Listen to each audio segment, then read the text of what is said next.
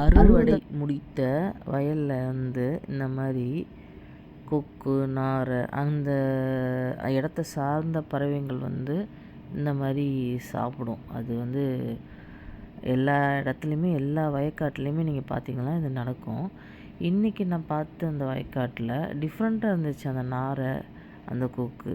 அதை நான் வேறு வீடியோலையும் காட்டுறேன், இதே வீடியோஸில். மீன் குத்தி இருக்கு பாருங்கள், தெரியுதா?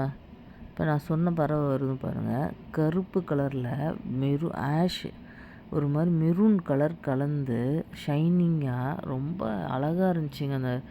அந்த கொக்கை பார்க்குறதுக்கே பறந்துருச்சு. நான் அந்த செகண்ட்ஸில் வந்து எடுத்தேன். ரொம்ப அழகாக இருந்துச்சு அந்த பறவைங்க.